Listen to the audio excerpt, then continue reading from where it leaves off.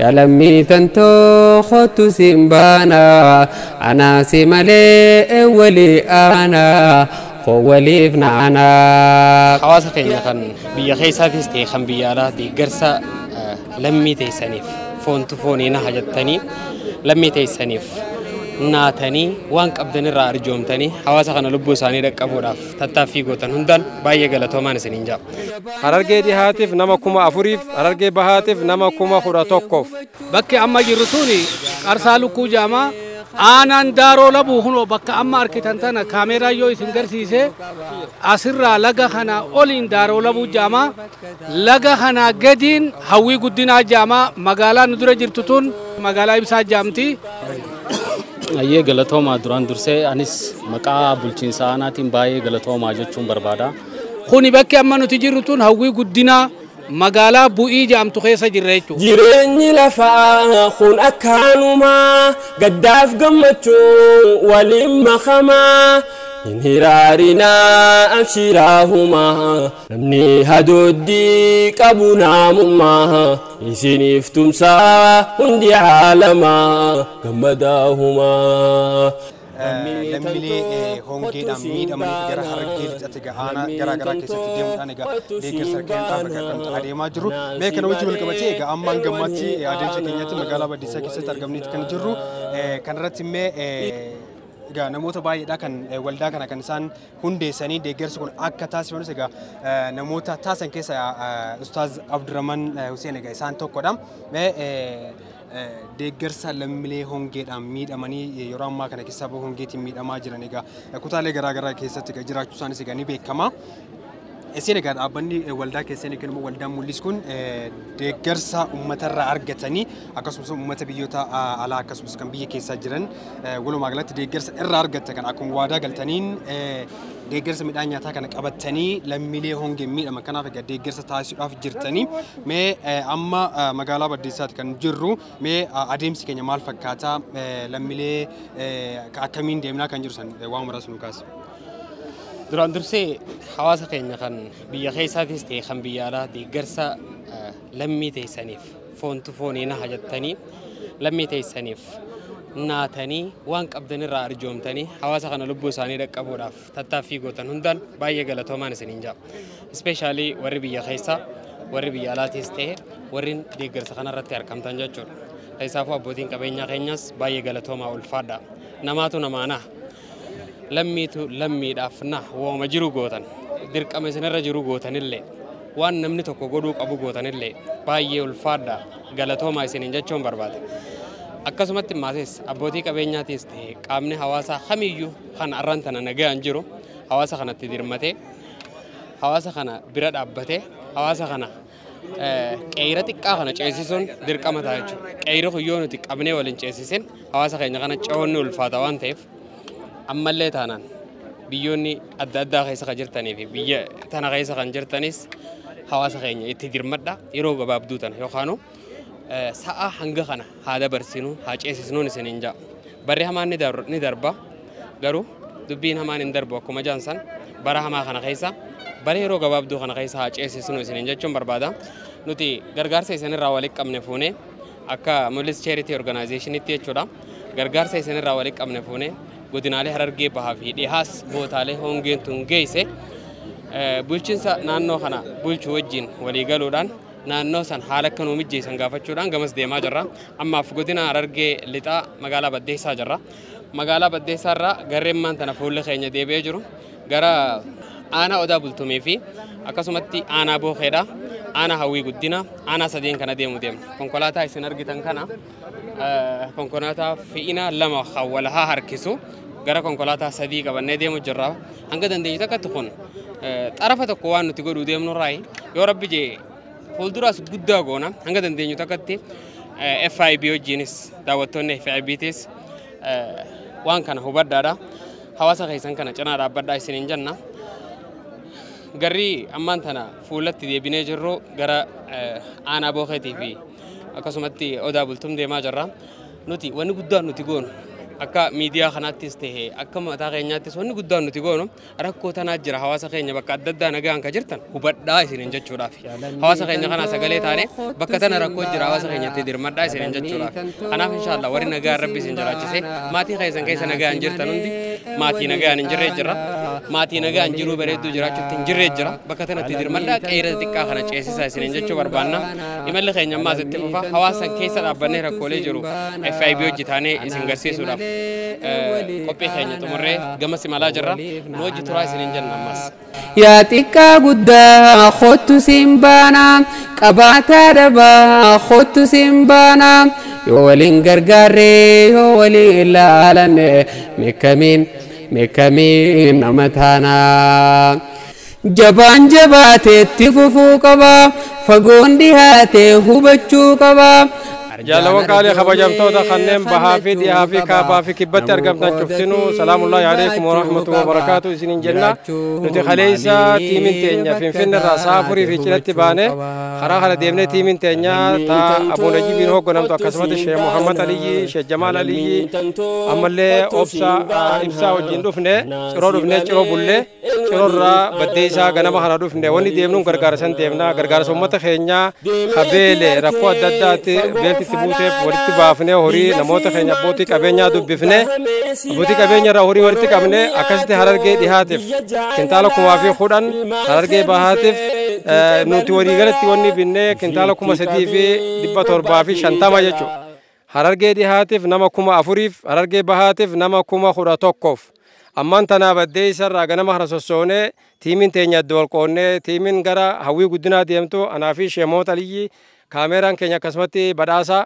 خنّم برا شيخ عبد الرحمن في تيمين إسا ورا كاميرا توجين خرا بوخه أكسمتي إبسا تسينو توكو خرا أودا كجلشينه يجو الدول كونه واني برباچسو أما ربي خدانه ربي خنّه وان كنا بكانغا ودف أمته خنّه هاغرغار سنو برد أبته أمانة إساني بكانغا ودف إفاجي قدا akkasumatti rakkoo guddoo haga dandeenyu tattaaffii goonee uummata keenya bakkaan horii kana bakkaan geenye neeti yaa jirra namoonni horii gurguddaa nu gargaartan hamaliyoona nu gargaartan obboleettii teenya saara rabbi bakkaa buusuuf maliyoona nu kennite haaji mukhtaar akkasumatti maliyoona salaahaddin maliyoon tokko nu kenne muhammad hasan muhammad maliyoon tokko nu kenne biiftuu baha maliyoon tokko nama jahaga jechuudha hamaliyoona yaadataa takkaa'u muraad innillee maliyoona nu kenne namoonni kun cuftinuu maliyoona warra kenne أمانة إساني تنا بكان جورف أكاسي تتافي غونة إتجرّا يجون تام خرا هوي قدنا ديما جرّا بولين كن يكون خرا بوخد ديمه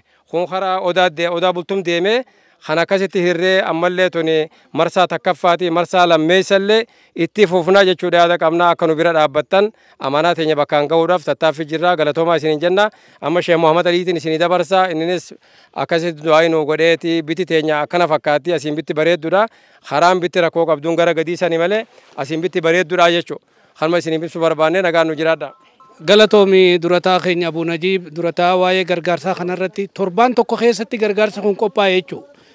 Aladaa dabreerraa jalqabnee hanga aladamma kanaami kaanirraa hanga kadabree kanatti maallaqa hedduu walitti qabnee uummatuma keenya daldaltoota warra kheyrii dalagachuu fedhu Harargee lamaaniifuu jechuudha. Harargee dhiyaatiifis Harargee bahaatiifis bakka beeltii goddaati. Bakka saniif gargaarsa kuni bitamee akkasi daqiiqaa yookiin ammas daqiiqaa fi zayitii walumaa galattu kan amma Harargee lixaatiif godhamee kintaala 1,000 fi kintaala 10 kuni gaa adda qoonnee 1,010 kana gariin bookhee deeme Abdurrahman Husseini wajji deeme jechuudha. Amma gariin ammoo aanaa odaa bultuun deeme ibsaadha obboleessa keenya ibsaadhaa fi warra bulchiinsaa wajjin jechuudha. Tiimiin teenya tun amma bakki isin deemu jirtu hawwii guddinaa takkaawuu labu maqaa duritti jechuudha.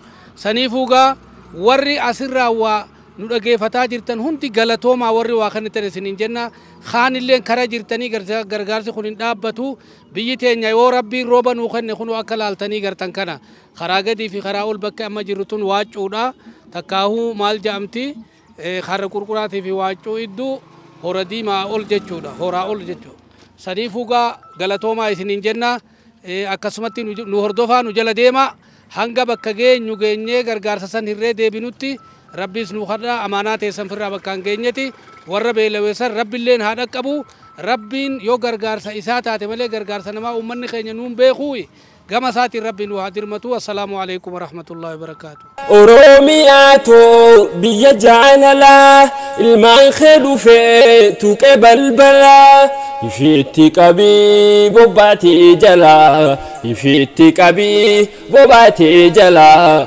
harka waa dhabeeti alaan alaa waliifis tolaa.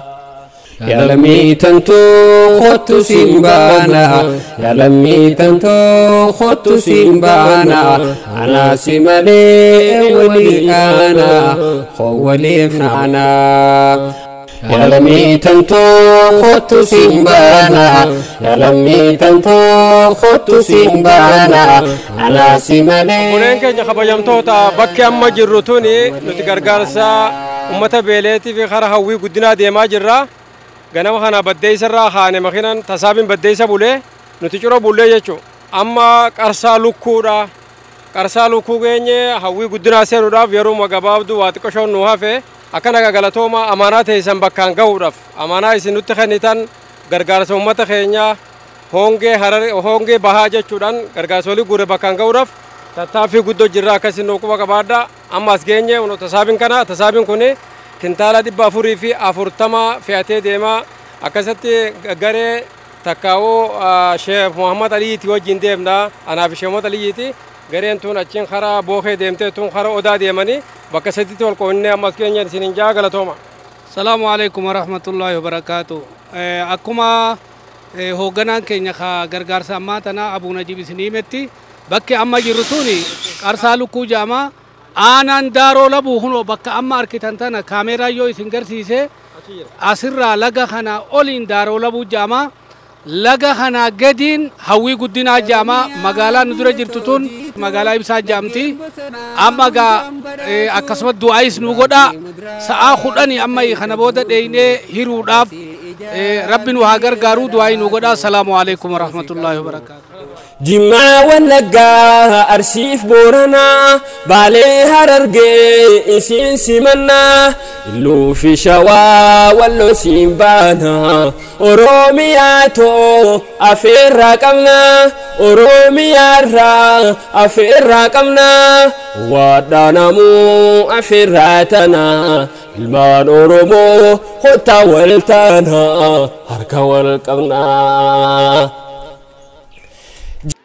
Boleen keenya kabajamtoota nuti bakka bobbaaneef geenye amma sa'a 11 fi daqiiqaa 40 sa'a 12 jechuudha. Ammaan tana geenye hawwii guddinaati bakki nu gartan tun namoonni daawwataa jirtan hawwii guddinaati. Amaanaa teessan baannee dhufnee hawwii guddinaa geenye tasaabii tokko tasgee tasaabiin tokko akkuma isin hin jennetti karaa bookee deeme kunis siinoon tokko karaa odaa bultum deeme akkasitti addaan wal hirree amaanaa guddinaa geenye irraa buufnee tarree galchinee akka gartee gara hirmaataa sossoonuuf akkana dhaabbataa jirra. Isaan kun Sheekh Abdul Jawaadi warroota gartee biyya tana kunoo aanaa hawwii guddinaa jirani isaan bulchiinsatti aanaa hawwii guddinaati. Isaanii wajjin amaanaa tana gara isaanii naanneessinee isaanii wajjin isaanittis naanneessinee haga dandeenyu bakka barbaachiftu nama rakkoon itti jirtu nama hongeen isa dhaqqabdee haga dandeenyutti nama gartee halku tokko afaanitti waaqachatee ifin jiraachisu birallee kutanii hagartee lubburra jiru gahuudhaaf isaanillee amaanaa nurraa fudhatanii jiranii akkasitti akka nu quba qabaatanii tanattillee dhaabbannu haga dandeenyu wanni isin hin jennu ammallee gargaarsi keenya itti fufaa marsaa lammaddillee akka qophooytanii ummata keenya gargaaruu hedduu naannoo nuti jiru kana rahmanni rabbii roobni jiru hedduu bonaa jira namni miidhamee jira beeyladaan miidhamtee jirti sanumaafuu gaa rahmata rabbii nu haa roobu jechaadha rooba hadhachaadha. Bani Adam kana rahmata isaa rabbumaat waliin gamalee namaa haga dandeenyu tattaaffii ni goona beelatan agartee haga dandeenyu wal bira dhaabbachuudhaaf nuti amma hawwii guddinaa jirra jenna as geenye amaanaa gaa isaanitti dabarsinee jirra akka nu qabaatan nagaan nu jiraadha isinin jenna gisa takka Sheekh Abdul Jawaad isinii dabarsee waan isinii dabarsu isinillee akka dhaggeeffatan galatooma. Bismillahir Rahmanir Rahim alhamdulillahi rabbil alamin wa bihi nasta'in ala umuri din galatooma jennaan dhaabbata amman tana duuba fagoo ta'anii asittiin nu arkanii lammii ofiitiif yaaddawanii akka gaariitti dhaabbata kana amman tana duuba kan naggaadirraa guuranii waa hundaanuu amaanaa akka walgamaan keenya jedhanii achirraa kan akkanatti deemanii dhufan hedduu galatoomaa isaanii jenna. Ayyee galatoomaa duraan dursee anis maqaa bulchiinsa aanaatiin baay'ee galatoomaa jechuun barbaada. karaa dheeraa kana dhuftanii uummata keenya kan hongeen miidhame deeggaruu qabna gargaaruu qabna qabeenya qabnuun humna qabnuun bira geenyee haala isaaniitis laallee gargaarsa dandeenyu godhuu fi qabna jettanii akkanatti dhuftanii qabeenya guddaa kana dhuftanii uummata keenyaaf nu dhufuu keessan nu birmachuu keessanii baay'ee galatoomaa jechuun barbaada. Akkuma beekamu gaabara kana rakkoo sababni roobni dheerachuurraa hanqinni roobaa mudatee hongeen mudate immoo uummata keenya beeladaa fi uummatallee baay'ee miidhaa jira. Isa kana immoo akkuma aadaa keenya aadaa qabnu sanii wal gargaarree yoo keessaa baane malee hin dandeenyu waan ta'eef isinis gargaarsa kana akkasitti uummata keenya gargaaruu qabna jettanii dhuftanii nu gargaaruu keessanis baay'ee galatoomaa jira. Yaalamii tantoo kottu simbaana yaalamii tantoo kottu simbaana anaasi malee walii ana waliif naana. Yaalamii tantoo kottu simbaana yaalamii tantoo kottu simbaana anaasi malee walii ana waliif naana. Yaalamii tantoo kottu simbaana yaalamii tantoo kottu simbaana anaasi malee walii ana waliif naana.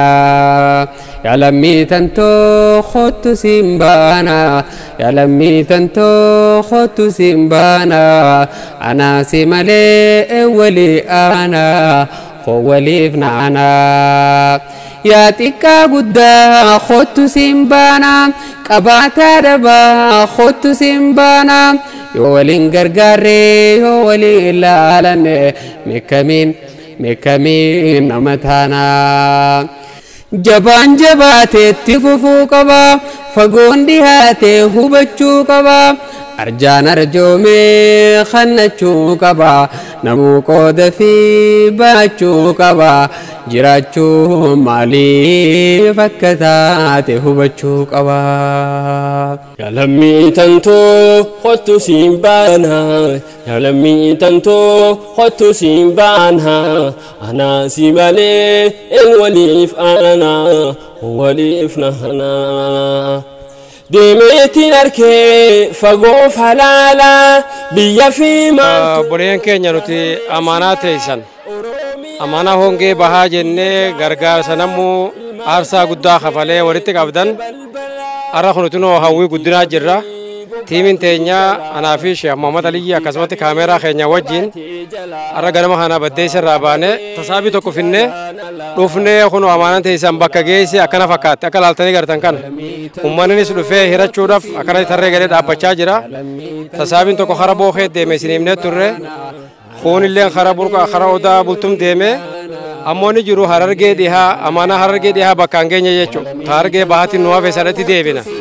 Wani isiniin jennu guyyaa kana karaa deemaa oolleetti amma dhufnee ummata akka hiramuu lafatti gadi buufne akka laaltanii gartan kana amaanaan teessan bakka isin geessi.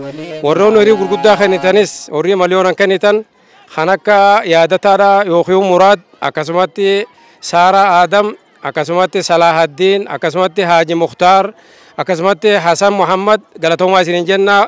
Warreen horii gurguddaa kennitan ammallee warra kennu isin haa godhu isinitti aayida'u. Marsaa lammaddii itti deebuufis qophiidha. Uummanni keenya gargaarsatti haajamaa bakka inni dhufne tun hedduu rakkoo qabdi biitii roobatu gartee hanqina rooba qabdi. Sanumaafuu galatooma baga rabbiin hundaa'u nu gammachiisee namni waa kenne honiin isaa ogo bakka gee kennaan isaa bakka geenyaan gammachuu guddootti itti dhagamaa nulleen akkasuma nu dhagamti. Haga Harargee bahaa deebinee achirratti wal qunnamnutti tuni Harargee dhihaa amaanaa teessan bakkaan geenya jechuun isinii dabarsuu barbaada. Yeroo waan hin qabneef uummanni kunilleen ganaadha gartee asii waan kana fudhachuudha ta'anii jechuma gabaabaan itti ta'uu barbaada. Nuti akkuma jedhametti torbaan tokko waan hin caalle keessatti hongee dirmachuu hongee baha Oromiyaa hajuu guruppii waasaab irra banne obboleeyyan keenya kan amma Abuu Najiib isinii lakkaa'ee fi hanga qarshii 1,000 fi hanga qarshii takkaatti illee walitti nu darbanii waan kana binnee Harargee bahaatii fi Harargee lixaafitti qopheessine jechuudha. Kuni bakki amma nuti jirru tun hawwii guddinaa magaalaa bu'ii jedhamtu keessa jirra jechuudha.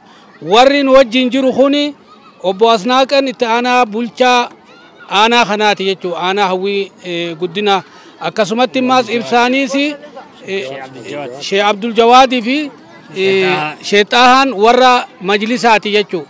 Filamtoota hooggantoota majlisaati jechuudha. Kanaafuu wanni isiniin jennu daqiiqaa hanga haasoynu kanallee ummata fudhachuudhaaf nu bira taa'u kana yeroo isaanii duraan finnu nuti nagayaan as geenye amaanaa teessan nagayaan finne ammallee waan isin kennatan akkanumatti waan feene taanee wareegama feetellee kafallee bakkaan isinii geenye jenna galatooma ummata keenyallee dirmachuun rabbi isin haa dhaqqabu rooba rabbi nu haa roobsu roobaa fi qabeenya quufa nagayaa wajjin rabbi nu haa qabatu asumarratti isinii gabaabsaa assalaamu alaikum warahmatullaahi wabarakaatu. Anis galatoomaan jaa maqaa bulchiinsa aanaatiin baay'ee galatoomaa jechuun barbaada. Kanaafuu gargaarsa nu ergitan kana baay'ee nu galatoomaa jechuu barbaadna maqaa uummata aanaa keenyaatiin jechuudha. Akkasumatti galatoomaadha. Aanaa hawwii guddinaa itti gaafatama mana marii dhimma islaama aanaa hawwii guddinaatiin koree teessanii akkuma amaanaa itti isin kennataniin amaanaa nu biraan gahanii jiranii akka isin rabbii biratti isin jaalatamtanii rabbiin barakaa addunyaa teessanillee isin godhu galatoomaa jenna. Obboleeyyan keenya akkuma sheekkan keenya jedhanitti nus amaanaan teessan nu geesse nu yaadattanii uummata keenya hongeen kuni hagaltee kadha qabdee kan dhaqqabuu keessaniif galatooma ulfaadha. Jannatni jazaan keessan sadaqaa jaariyaa waan isin taate isin beeka rabbi jazaa isinii haa kafalu rabbi khayrii isin yaadatu isiniin jenna. Jireenyi lafaa kun akkaanumaa gaddaaf gammachuu waliin makamaa hin hiraarinaa abshiraahumaa namni hadoodii qabu naamummaa. Obboleen keenya amma namoonni asii gartan kun warroota hongee warroota rakkoon beelaarra dhufte isaan kana kunoo ni agartanii haadhorii teenya ilmaan qabdu ilmaan baatanii kunoo akkas jiran hirmaata haa dhageenyan dhufanii hiraatuudhaan dhufan. Anaasi malee en walii aanaa waliif naanaa. Aduu nu kaasee. Beeladaan teessa yoo ni jirti? Horii qabdanii horiin keessa? Horiin qabnu. Horiin qabnu. Horiin ni dhumanii? Horii maan qabnu qoonqoon nu jalaa fite. Qoonqoo si jalaa fite? Horiilee qoonqoo nu jalaa fite itti meetii hojii hojii tofaan kee? Leen arabu. Arabu? Arabu? Arabu eenyuuti? Arabuusse. Maali rakkoo isirra dhufte? Waan nu fise horiin nurraa dhume. Saniin qoonqoon nu kaaftee aduu waliin. Isirraa kaane. Ilmaan meeqa qabda? Ilmaan shanin qaba. Shan qabda. Abbaan mana keetiin jiraame? Gargaara rabbi isin gargaaru amma kunoo gargaarsiisanii finna jirraa fuulduraaf illee obboleeyyan keessa isin gargaaruudhaaf isin bira dhaabbachuudhaaf qophiidha ammallee ni hirattanii rabbi isin gargaaru isin jenna ati yoo haadha dhiira eenyu isin jaan Saadiyyaa Mahammad asii aladdaatan bakka birarraa dhufte Gadaara laga Billiqarraan dhufte asirraa kiiloomeetira 70 rakkoon ta'e qoonqoodha horii yoo isin jalaa dhume horii wanni takka hin jirtu. Hasitas garana dheessitan jechuudha. Rabbi isin haa roobu rahmatu rabbiitti wal nama ga'a. Rooba rabbiin nu haa dirmatu rabbiin illee kadhadhaa. Obboleen keenya akkana fakkaatan akkatti namni saffii galee aanaa addaa bakka fagoorraa dhufanii fagoorraa walitti dhufanii asitti asii kan jechuudha. Asitti qorra wayyaa jechuudhaaf asillee gargaarsa asii argama jedhanii eessarraa dhufte meeti? Waaccuurraa hin dhufu. Waaccuu? Akkasimi? 50 geessa asirraa kiiloomeetira 50 geessa jedhanii namoonni asii gartan kun naannoo kana otoo hin ta'in bakka fagoo aanaa adda addaarraa dhufanii rakkoon isaan dhufaniif rakkoo beelaa dheefumaaf asitti walitti dhufanii asirraa yoo arganne jedhanii asii walitti qabamanii wanni isin gartan kana galatooma wanni isin gargaartanis meeshaa maal jettame?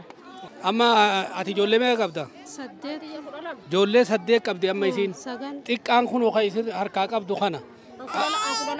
Isiin 12 laal namni kun asitti arkitan kun isa duuba waa meeqaatu hafe jechuudha. Suniifuu gaa obboleeyyan keenya namni asit dhufee waan kana arkee dhugumatti garaansaa hin danda'u. Rabbiin waan amma kennatan kana jara kanallee dafee dhaqqabe silaa kun amma bira gahe kaganaallee duubaan idaamuuf rahmanni rabbiitis qabuuf nu haa godhu galatoomaa isinin jenna. Assalaamu alaikum warahmatullah.